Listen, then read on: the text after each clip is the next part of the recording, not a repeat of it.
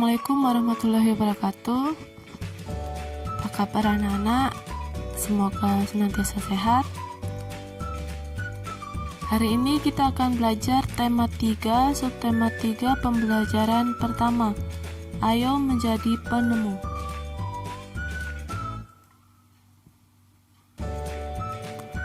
Anak-anak, kita sudah mempelajari tokoh-tokoh dunia dengan penemuannya. Lalu, sikap-sikap seperti apakah yang harus dimiliki untuk menjadi seorang penemu? Ayo kita belajar dari Pak Habibie.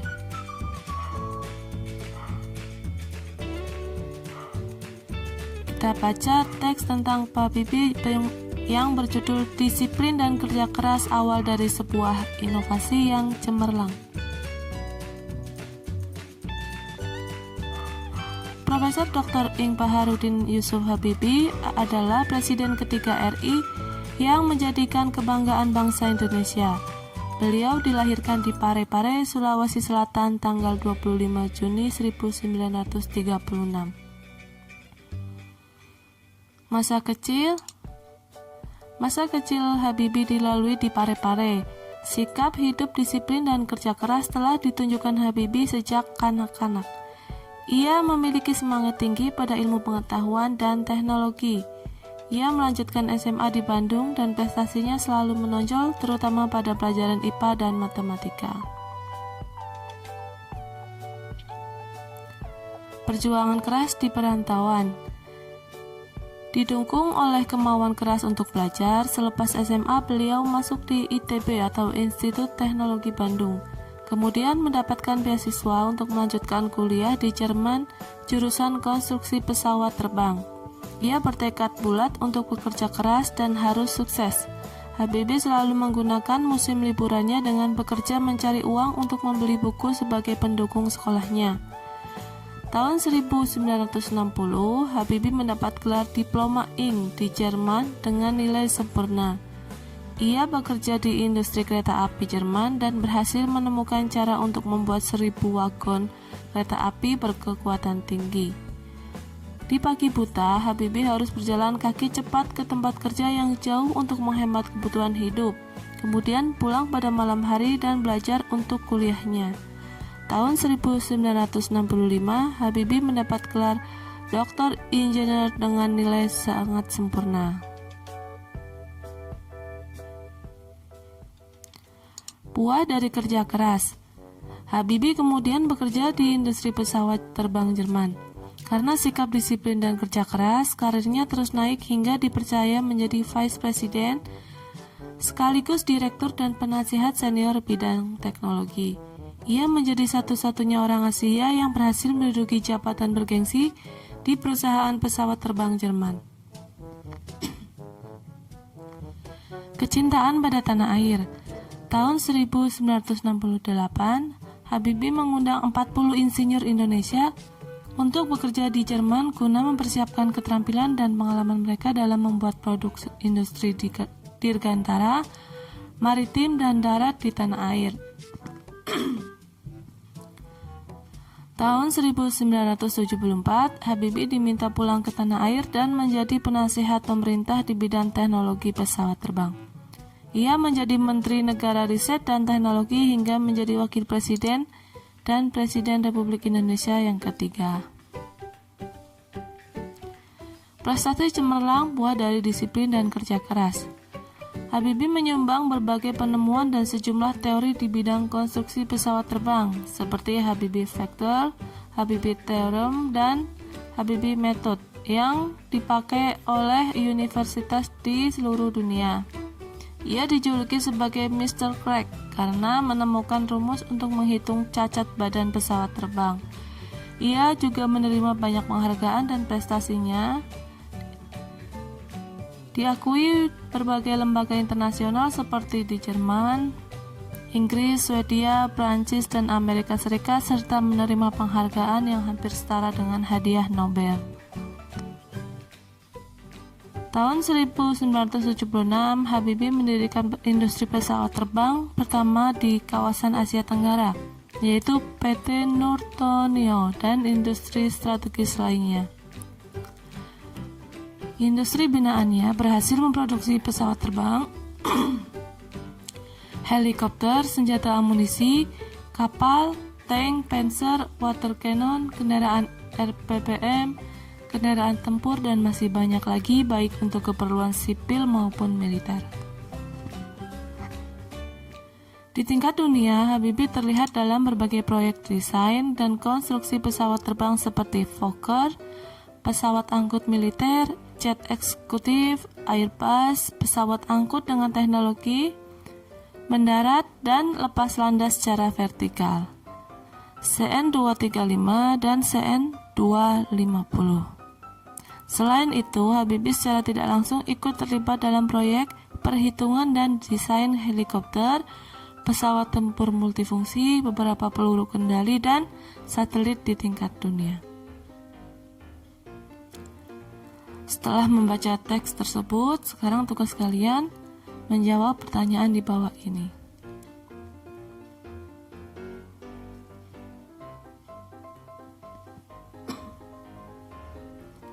Coba cermati kembali teks eksplanasi pensil si kecil yang amat penting pada pembelajaran sebelumnya.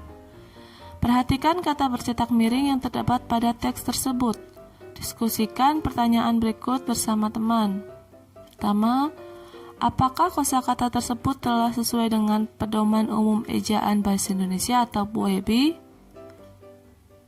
Jelaskan alasannya. Jawabannya yaitu belum sesuai dengan PUEB.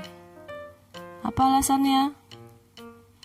Karena menggunakan kata-kata yang tidak efektif, tidak sesuai dengan kamus. Di mana dan kapan biasanya kamu menemukan penggunaan kosakata tersebut? Yaitu saat berbicara dengan teman sehari-hari. Kapan saat-saat kita dapat menggunakan kosakata tersebut? Dan saat kapan kita sebaiknya tidak menggunakan kata-kata tersebut? Bagaimana? Ya, biasanya kosakata yang tidak baku kita gunakan pada percakapan sehari-hari. Dan saat acara formal, sebaiknya kita menggunakan kata atau kalimat yang efektif sesuai dengan PUEB.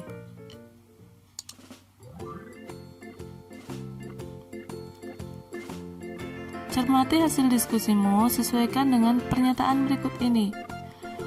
Kosakata baku adalah kosakata yang penulisannya telah sesuai dengan Pedoman Umum Ejaan Bahasa Indonesia atau PUEB. Sebaliknya, kosakata non baku adalah kosakata yang penulisannya tidak sesuai dengan Pedoman Umum Ejaan Bahasa Indonesia PUEB. Kosakata baku wajib digunakan dalam tulisan atau percakapan pada acara-acara formal. Kosakata non baku boleh digunakan dalam acara percakapan pada acara non formal, seperti saat berbicara kepada teman dalam kehidupan sehari-hari. Cermati kata non baku pada teks eksplanasi pensil. Silahkan tulis dalam tabel. Berikut adalah kata-kata yang sudah kalian tulis. Silahkan kalian amati.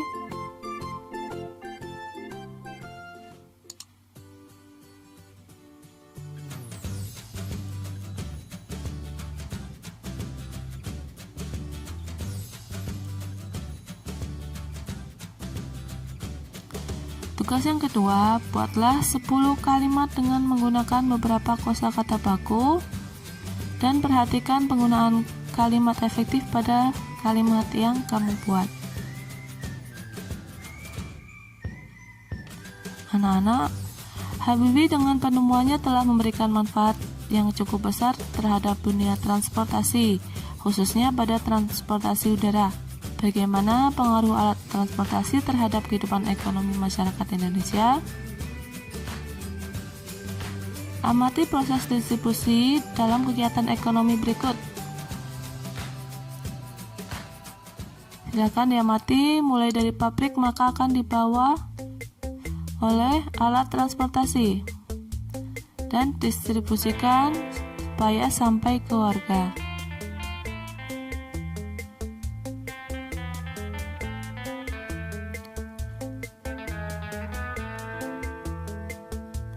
Diskusikan pertanyaan berikut. Bagaimana pengaruh alat transportasi modern terhadap penyebaran barang-barang hasil produksi pertanian, perikanan, dan industri? Berikan beberapa contohnya. Apa yang akan terjadi pada kehidupan masyarakat jika tidak terdapat beragam alat transportasi modern seperti pesawat terbang, kapal laut, kereta api, dan truk kargo? Silahkan tuliskan dalam diagram. Maka beragam hasil diproduksi contohnya yaitu bahan makanan, pakaian, obat-obatan, alat transportasi, alat elektronik, dan lain sebagainya. Bagaimana jika ada alat transportasi? Tentunya akan memudahkan kegiatan manusia, kemudian melancarkan proses perpindahan manusia dan barang, serta dapat membantu perkembangan ekonomi. Bagaimana jika tidak ada alat transportasi? Maka tentunya kegiatan manusia akan terhambat, perpindahan manusia dan barang juga tidak lancar, dan perkembangan ekonomi akan menjadi lambat. Selanjutnya, ayo amati rangkaian seri dan rangkaian paralel yang telah dibuat pada pertemuan sebelumnya. Diskusikan bersama teman untuk menemukan persamaan dan perbedaannya. Tuliskan dalam diagram. Persamaannya yaitu sama-sama membutuhkan sumber tegangan listrik. Kemudian sama-sama memiliki daya listrik yang besar. Semakin panjang kabel, maka hambatannya semakin besar. Pada rangkaian seri, arus listrik mengalir tanpa melalui cabang. Jika salah satu listrik dilepas atau rusak, maka arus listrik akan putus. Selanjutnya pada rangkaian paralel, arus mengalir melalui satu cabang atau lebih. Jika salah satu alat listrik dilepas atau rusak, maka arus listrik akan tetap mengalir melalui cabang yang lain. Baik, terima kasih sampai di sini. Wassalamualaikum warahmatullahi wabarakatuh.